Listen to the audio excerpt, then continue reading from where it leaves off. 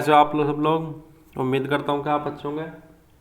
तो दोस्तों इस वीडियो में हम पिछले साल के पूछे गए 20 सभी क्वेश्चनों को कवर करेंगे जो कि जी के क्वेश्चन है इंपॉर्टेंट, जो कि एसएससी CHSL Tier 2 में पूछे गए हैं। तो वीडियो को शुरू करते हैं और हमारा पहला क्वेश्चन है, लिथियम अपने गुणों में मैग्नीशियम और बेरिलियम एल्युमिनियम से समानता दिखाता है। इस प्रकार की समानता को आमतौर पर आवर्त सारणी में डैश के रूप में जाना जाता है। तो इसे जाना जाता है विकर्ण के रूप में। हमारा दूसरा क्वेश्चन है, तो दूसरे क्वेश्चन की तरफ बढ़ते हैं। बायोस्फीयर रिजर्व एंड संबंधित राज्य सहित सम्मिलित कीजिए। देखिए डिटेल क्वेश्चन है ये, तो उसमें हम डिटेल में पढ़ेंगे। UNESCO world network of biosphere reserve के मैन एंड बायोस्फीयर्स MAB कार्यक्रम के अंतर्गत वर्तमान में भारत के 12 बायोस्फीयर रिजर्व शामिल हैं। इन 12 बायो रिजर्व शामिल हैं, जिसमें 2020 में यूनेस्को ने मैन एंड बायोस्फीयर्स MAB कार्यक्रम के अंतर्गत शामिल किया है पन्ना बायोस्फीयर रिजर्व को। 11वां बायोस्फीयर रिजर्व जिसे 2018 में यूनेस्को ने MAB के कार्यक्रम में शामिल किया है वह है कंचनजंगा बायोस्फीयर रिजर्व सिक्किम में। देखिए इसी क्रम में आगे बढ़ते देखते हैं कहाँ पर कौन सा बायो रिजर्व है और किस साल में स्थापित हुआ, मतलब MAB में आया। नीलगिरी बायोस्फीयर रिजर्व 2000 में तमिलनाडु में है। Gulf of Mannar biosphere reserve 2001 में तमिलनाडु में है। सुंदरबन बायोस्फीयर रिजर्व 2001 में वेस्ट बंगाल यानी पश्चिम बंगाल में। नंदा देवी बायोस्फीयर रिजर्व उत्तराखंड 2004 में। पंचामरी बायोस्फीयर रिजर्व 2000 मध्य प्रदेश में। नॉरक्रेक बायोस्फीयर रिजर्व यह है मेघालय 2009 में। सिमलीपाल उड़ीसा में और 2009 में हुआ ये भी। और 8वां अचंकमार बायोस्फीयर रिजर्व छत्तीसगढ़ 2012 में है। Great Nicobar biosphere reserve great Nicobar 2013 में है। और अगस्तमाला बायोस्फीयर रिजर्व है केरल एंड तमिलनाडु 2016 में है। यह कंचनजंगा बायोस्फीयर रिजर्व 2018 में part of north and west Sikkim district में है। 12 देखते हैं। पन्ना बायो रिजर्व 2000 मध्य प्रदेश में 2020 में है। वर्तमान में जैव मंडल रिजर्व हैं 18 इनकी है क्रम के, यह है 18 है। और भारत में राष्ट्रीय बायोस्फीयर रिजर्व कार्यक्रम 1986 में शुरू किया गया था। भारत में स्थापित पहला बायोस्फीयर रिजर्व है नीलगिरी बायोस्फीयर रिजर्व है। भारत में क्षेत्रफल के अनुसार सबसे बड़ा बायोस्फीयर रिजर्व कच्छ का रण बायोस्फीयर रिजर्व गुजरात में है, जो कि 12,454 वर्ग किलोमीटर में फैला हुआ है। देखिए तीसरा क्वेश्चन की तरफ देखते हैं। दोस्तों सारे क्वेश्चन इंपॉर्टेंट हैं और उनको अपनी कॉपी में नोट डाउन करिएगा। आयोडीन की कमी के कारण कौन सा हार्मोन उत्पन्न होता है, तो होता है थायराइड हार्मोन उत्पन्न होता है। RBI की स्थापना कब हुई थी, तो भारतीय रिजर्व बैंक की स्थापना भारतीय रिजर्व बैंक अधिनियम 1934 के प्रावधानों के अनुसार 1 अप्रैल 1935 को की गई थी। हमारा पांचवा क्वेश्चन है 2022 में खिलाड़ी और संबंधित भार वर्ग सम्मिलित करो। तो 22 गोल्ड है, 16 सिल्वर और 23 ब्रॉन्ज है, यानी टोटल मिला के 61 है। और 4th रैंक थी भारत की, जिसमें रवि कुमार दहिया थे जो कि 57 किलो वर्ग में थे, और बजरंग पूनिया 65 किलो वर्ग में, और नवीन मलिक 74 में, और दीपक पूनिया है 86 में है, और विनेश फोगाट हैं 53 में, साक्षी मलिक 62 में, सिल्वर और अंशु मलिक हैं 57 में है। बॉक्सिंग गोल्ड में देखते हैं, तो बॉक्सिंग गोल्ड में है अमित पंगाल 51 वर्ग किलो में, और नीतू गनगास है 48 में, और निखत जरीन है 50 में केजी में। देखिए क्वेश्चन नंबर 6। तो शुद्ध शहद में डूबी हुई रुई बत्ती माचिस की तिल्ली से जलाने पर जल जाती है। यदि मिलावट की गई है तो वह पानी की मौजूदगी शहद को जलने नहीं देगी। यदि जलेगी तो जलेगी इस तरीके से, चटकने की आवाज़ आएगी, यानी कि क्रैकिंग साउंड आएगा उसमें। जैसे पानी में कुछ चीज़ गिरती है तो चट चट बोलती है, वही है चटकने की आवाज़। सर्वेंट्स ऑफ इंडिया सोसाइटी की स्थापना कब और कहाँ की गई थी? तो 12 जून 2005 को गोपाल कृष्ण गोखले के द्वारा पुणे महाराष्ट्र में गठित किया गया था। Question number 9। भारत में सर्वाधिक वर्षा मानसून राम की किस पहाड़ी पर होती है? तो ये होती है खासी की पहाड़ी पर होती है। मानसून राम मेघालय राज्य के पूर्व खासी हिल्स जिले में स्थित है। Question number 10। क्वेश्चन नंबर 10 की तरफ देखेंगे तो है जीडीपी का वेलफेयर के माध्यम क्या संबंध है? उच्च जीडीपी किस देश के लिए अच्छा है? क्योंकि यह किसी देश के लिए अच्छा है क्योंकि यह लोगों के लिए अधिक कल्याण का संकेत देता है। यह प्रति व्यक्ति अधिक सकल घरेलू उत्पाद यानी कि जीडीपी यानी लोगों के लिए अधिक आय है जिसे वे अपनी बुनियादी आवश्यकताओं से भोजन, कपड़े, आश्रय, शिक्षा और स्वास्थ्य देखभाल पर खर्च कर सकते हैं। अधिक आय से सरकार को कर राजस्व भी अधिक मिलता है जिससे वह फिर से जन कल्याण पर खर्च कर सकेगी। जीडीपी का उद्देश्य अक्सर लोगों के कल्याण को मापने के लिए एक सूचकांक के रूप में किया जाता है। कल्याण यानी लोगों के बीच भौतिक कल्याण की भावना से है। लोगों का कल्याण प्रति व्यक्ति वस्तुओं और सेवाओं की उपलब्धता पर निर्भर करता है। क्वेश्चन नंबर 11 देखते हैं। खेलो इंडिया गेम्स के रैंक है। तो खेलो इंडिया गेम्स यूथ गेम्स की रैंक है 2023 में फर्स्ट महाराष्ट्र यानी कि 56 गोल्ड और 55 सिल्वर और 50 ब्रॉन्ज है, यानी कि टोटल 161 है। सेकंड हरियाणा, थर्ड मध्य प्रदेश में है। खेलो इंडिया यूथ गेम्स होस्ट किसने किया? तो 2018 में दिल्ली में हुआ, 2019 पुणे महाराष्ट्र में हुआ, तीसरा हुआ था 2020 में गुवाहाटी असम में, और चौथा 2021 में हुआ पंचकुला हरियाणा में, और पांचवा हुआ है भोपाल मध्य प्रदेश में हुआ है। खेलो इंडिया यूनिवर्सिटी गेम के तीसरे संस्करण 2023 में विजेता है पंजाब विश्वविद्यालय, जिसमें 26 स्वर्ण, 17 रजत और 26 कांस्य हैं, कुल मिलाकर हैं 69 हैं। सेकेंड है गुरु नानक देव विश्वविद्यालय है, थर्ड जैन यूनिवर्सिटी है। तीसरा संस्करण उत्तर प्रदेश के 4 शहर लखनऊ, वाराणसी, गोरखपुर और गौतम बुद्ध नगर में है, जिसमें शूटिंग प्रतियोगिता दिल्ली में हुई थी। 36वें राष्ट्रीय खेलों में सर्वाधिक मेडल 36वें राष्ट्रीय खेलों में सर्वाधिक मेडल महाराष्ट्र ने 140 जीते हैं, ने पदक में तालिका में दूसरा स्थान प्राप्त किया, पाकर इंडिया ओलंपिक में एसोसिएशन की बेस्ट स्ट्रेट ट्रॉफी जीती है। महाराष्ट्र ने इस गेम्स में सबसे अधिक यानी कि 140 पदक जीते हैं, जिनमें 39 गोल्ड हैं, 38 ब्रॉन्ज हैं और 64 ब्रॉन्ज हैं, 38 सिल्वर है, 64 ब्रॉन्ज हैं। फर्स्ट सर्विसेज ने 61 स्वर्ण, 35 रजत और 32 कांस्य, जिसमें 128 है टोटल मिला के। थर्ड हरियाणा, और राष्ट्रीय खेल 2022 में गुजरात के 6 शहरों में हुआ था, जो कि अहमदाबाद, गांधीनगर और सूरत, वडोदरा, राजकोट और भावनगर में आयोजित किया गया। बेस्ट पुरुष एथलीट का अवार्ड साजन प्रकाश को, जिन्हें 5 स्वर्ण, 2 रजत और 1 कांस्य पदक अपने नाम किया है। बेस्ट महिला एथलीट्स का अवार्ड कर्नाटक की 14 साल की हरीशा रामचंद्रा को 6 स्वर्ण और 1 कांस्य पदक जीता है। क्वेश्चन नंबर 12, बंगाल के गवर्नर जनरल और संबंधित अवधि कार्यक्रम में सम्मिलित कीजिए। तो वारन हेस्टिंग्स 1772 से लेकर 1785 तक रहा, इसमें 1772 से में फोर्ट विलियम बंगाल का प्रेसिडेंट के पहले गवर्नर और 1774 में बंगाल के पहले गवर्नर जनरल बने थे।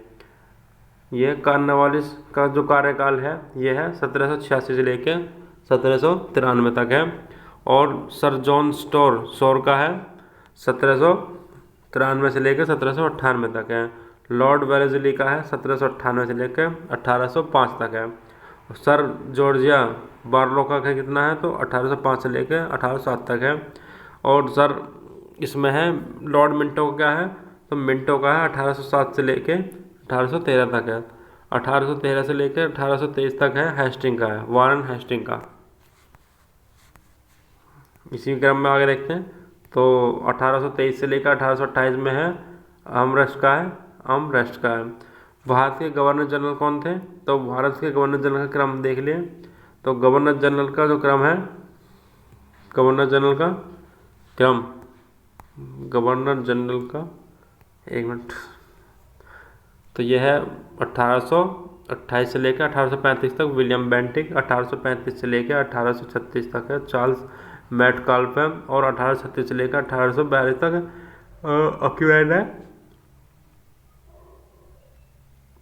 अक्यूलैन और 1842 से लेकर 1844 तक है एलिन ब्रोज। 1844 से लेकर 1848 तक है हार्डिंग। डलहौजी का कार्यकाल है 1848 से लेकर 1856 तक है। और लॉर्ड कैनिंग का है 1856 से 1857 तक है। ठीक है, क्वेश्चन नंबर 13। तो क्वेश्चन नंबर 13 में ऊर्जा उदाहरण सही सुमेलित कीजिए। तो ये क्वेश्चन आया हुआ है, तो इस क्वेश्चन को कैसे सॉल्व करेंगे। पहला है, पहला ए, तो इसमें देखते हैं स्थित ऊर्जा एक उठाया गया भार, बांध के पीछे का पानी और एक ओवरहैंड टंकी में पानी खींचा गया रबड़ बैंड। तो ये कंडूसिव स्प्रिंग है, कुंडलिंग स्प्रिंग है। जो स्थिर ऊर्जा रुकी हुई ऊर्जा है। गतिज ऊर्जा में क्या है, चलती हुई कार। विद्युत क्षेत्र में एक आवेशित कण है। और तीसरा है रासायनिक ऊर्जा, बैटरी, जीवाश्म ईंधन और पेट्रोलियम है। विकिरण ऊर्जा, दृश्य प्रकाश, इंफ्रारेड किरणें, अल्ट्रावायलेट किरणें, अल्फा, बीटा, गामा आदि रेडिएशन तरंगें हैं, जिसमें एक्सरे, विद्युत चुंबकीय तरंगें आती हैं। क्वेश्चन नंबर 14, सतत विकास लक्ष्य यानी एसडीजी को प्राप्त करने की दिशा में अपनी प्रगति मापने वाला भारत का पहला शहर कौन सा है। तो यह मध्य प्रदेश की राजधानी भोपाल है। मध्य प्रदेश की राजधानी भोपाल संयुक्त राष्ट्र अनिवार्य सतत विकास लक्ष्य के स्थानीयकरण को अपनाने वाला भारत का पहला राज्य बन गया है। Question number 15। तो क्वेश्चन नंबर 15 में दिया हुआ पश्चिम बंगाल में तूफान का रासायनिक नाम क्या, तूफान का स्थानीय मान पश्चिम बंगाल में तूफान का स्थानीय नाम क्या है तो काल वैशाखी है। अप्रैल मई के महीने में यह एक तेज गति से चलने वाली हवा है जो भारी बारिश और गड़गड़ाहट लाती है। इसमें लोगों को जीवन और संपत्ति को जबरदस्त नुकसान होता है। लू पंजाब से बिहार तक के उत्तरी मैदानी इलाकों में उच्च तीव्रता से चलने वाली गर्म शुष्क हवा पवने हैं। फूलों की बौछार इस वर्षा से केरल में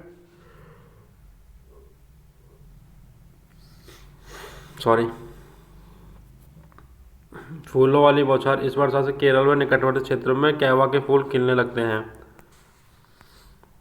ये क्वेश्चन मैंने आपको पहले ही पढ़ा चुका हूँ जब मैंने आपको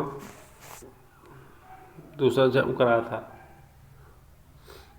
आम्र वर्षा केरल और कर्नाटक के तटीय क्षेत्रों में गर्मियों के अंत में होने वाली मानसून से पहले होने वाली वर्षा है।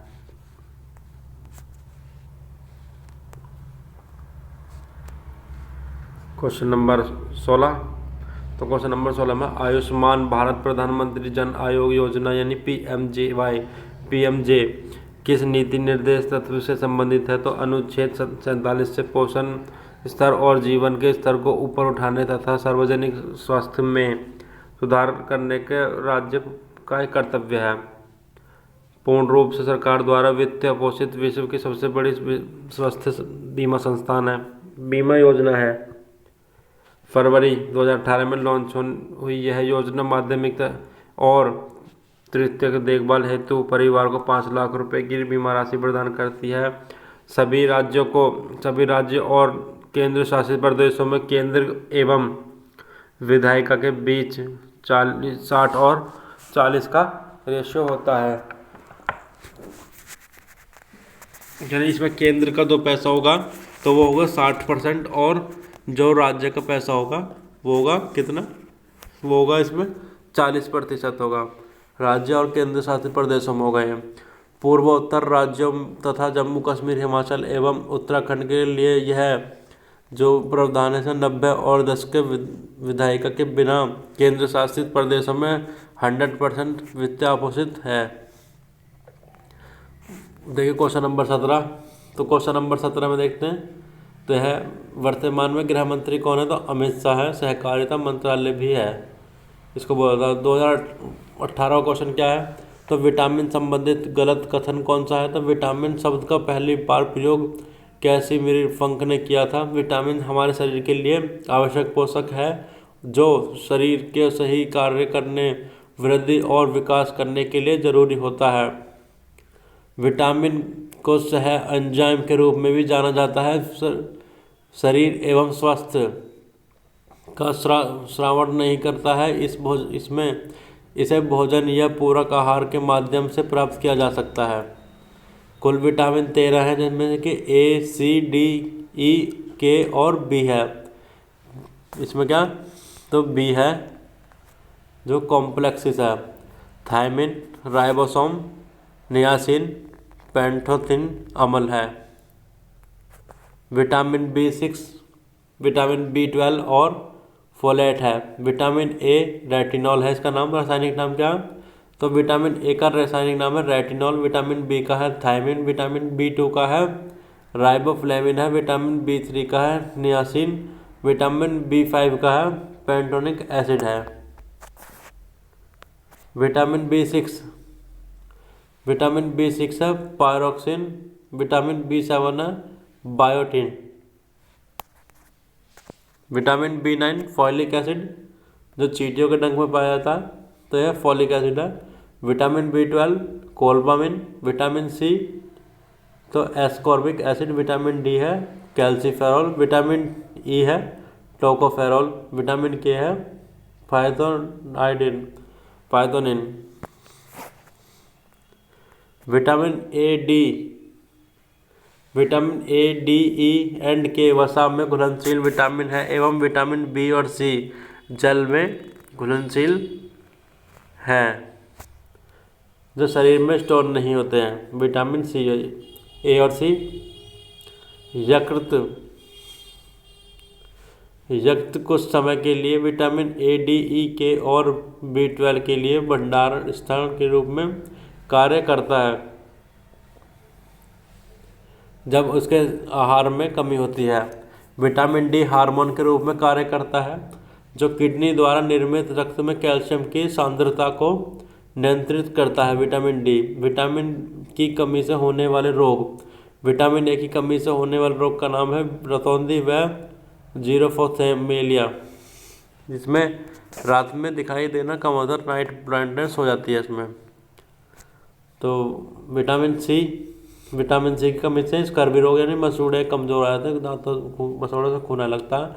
विटामिन बी बेरी रोग है। Vitamin B6 and B12 anaemia रोग और रुधिर की कमी होती है। विटामिन सी स्कर्वी मसूड़े फूलना होता है। विटामिन डी सूखा रोग रिएक्ट, जिसमें हड्डियाँ बढ़ने लगती हैं बच्चों की।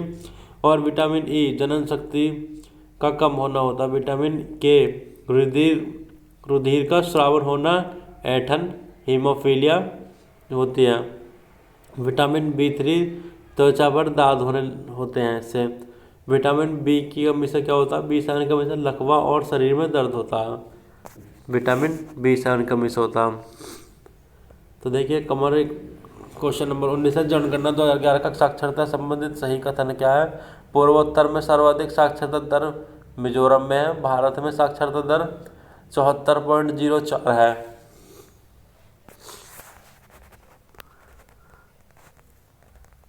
देखिए आप देख सकते हैं इसमें क्या है, किसका क्रम है। आप स्क्रीनशॉट ले सकते हैं। मैं अपनी वीडियो को रोककर स्क्रीनशॉट ले सकते हैं।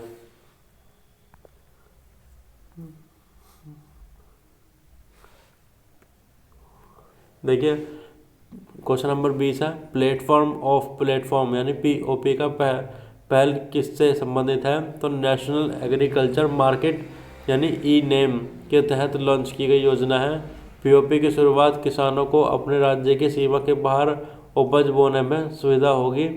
नोट 2016 में किसान, व्यापारी और खरीदारों के लिए वस्तु और के ऑनलाइन व्यापार की सुविधा के लिए भारत सरकार द्वारा राष्ट्रीय कृषि बाजार ई नेम नामक और ऑनलाइन ट्रेडिंग प्लेटफॉर्म लॉन्च किया है। तो इसी के साथ ये वीडियो सब खत्म होती है। और दोस्तों वीडियो कमेंट करके बताएं वीडियो कैसी लगी है आपको, और लाइक और शेयर और सब्सक्राइब करें अपने दोस्तों तक जो अपने एसएससी जीडी के लिए तैयारी कर रहे हैं या फिर एसएससी किसी भी एग्ज़ाम के लिए तैयारी कर रहे हैं, यूपी पुलिस की तैयारी कर रहे हैं। तो thanks for watching and like and subscribe.